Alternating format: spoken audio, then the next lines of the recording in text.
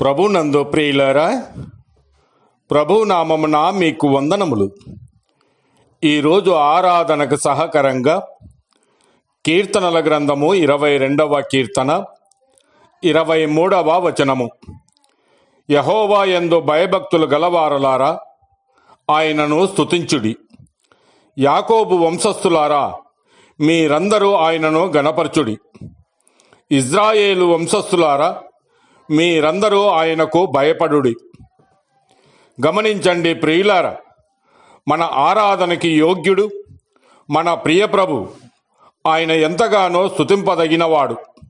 స్తుతులకు యోగ్యుడు ఆయనే. యేసయ్యను ప్రేమించేవారు ఎల్లప్పుడూ స్తుతి కలిగినటువంటి హృదయము కలిగి ఉంటారు. మన ప్రభువు స్తుతుల మధ్య నివాసము చేస్తాడని గ్రహించిన వారు ఎల్లప్పుడూ ప్రభువును స్తుతిస్తూ ఉంటారు. ఎలాంటి స్థితిగతులు ఎదురైనా వారు సనగరు, వెనకకు తిరగరు.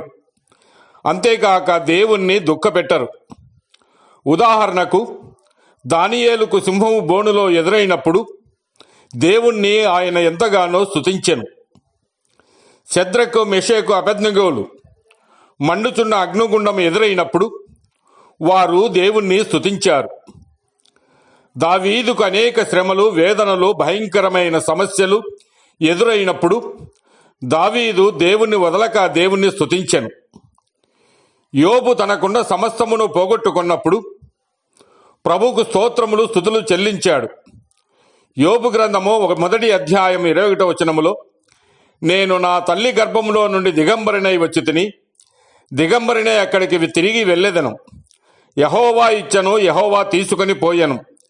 యెహోవా నామమునకు స్తుతి కలుగును గాక అని స్తుతిస్తూ ఉన్నాడు. మరి ప్రియులారా, ప్రభు బిడ్డలుగా జీవిస్తున్న విశ్వాసులు ఏమి ఎదురైనప్పటికీ స్తుతి హృదయము కలిగిన వారుగా ఉండాలి. ఎందుకంటే బైబులు స్తుతించు స్తుతించు స్తుతించుడని ప్రబోధిస్తూనే ఉంది. యేసయ్యను స్తుతిస్తూ ఉండడం ఎంతో మంచిది, అది మధురమైనది.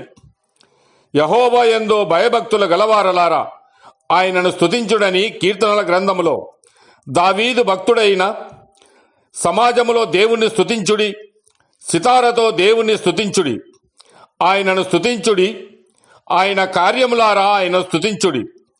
కీర్తనలతో నేను ఆయనను స్తుతించుచున్నాను, నేను సజీవుడనై నిన్ను స్తుతించుచూ ఉన్నాను.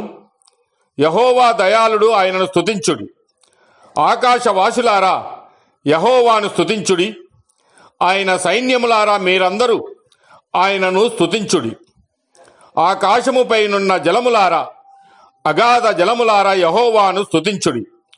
మ్రోగు తాళములతో యెహోవాను స్తుతించుడని మనసారా పూర్ణ హృదయముతో స్తుతిస్తూ ఉన్నాడు. యేసయ్య ఇచ్చిన ఆనంద సంతోషములను అనుభవిస్తూ ఉన్నాడు. కనుక ప్రియులారా, స్తుతియాగము అర్పించువాడు నన్ను మహిమపరచుచున్నాడు. నేను వానికి దేవుని రక్షణ కనబర్చున్నట్లు వాడు మార్గము సిద్ధపరచుకొనినని కీర్తనలు 50వ కీర్తన 23వ వచనము సెలవిస్తూ ఉన్నది. నా రక్షణకర్త అయిన దేవుడు బహుగా స్తుతినందునుగాక అని దావీదు ఇక్కడ దేవుణ్ణి స్తుతిస్తూ ఉన్నాడు. అంతేకాక మృతులను మౌన స్థితిలోనికి దిగిపోవు వారును యెహోవాను స్తుతించరు.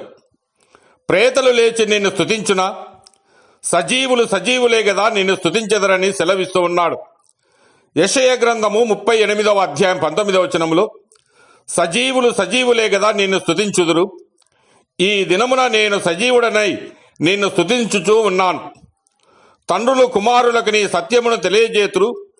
యెహోవా నన్ను రక్షించువాడని భక్తుడు సెలవిస్తూ ఉన్నాడు.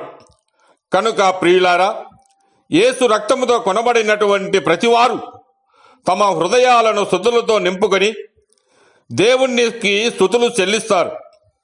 ఈ మట్టి దేహములో ప్రాణం ఉన్నంత వరకు నా ఎత్తైన ఆశ్రయ దుర్గమా, బలమైన ఆశ్రయమా, నీ యందు నేను ఉన్నందుకు నిన్ను స్తుతిస్తూ ఉన్నాను, నన్ను రక్షించు అని యేసు ప్రభువును మనసారా స్తుతిస్తారు. దేవుడు మిమ్మల్ని దీవించి ఆశీర్వదించును గాక.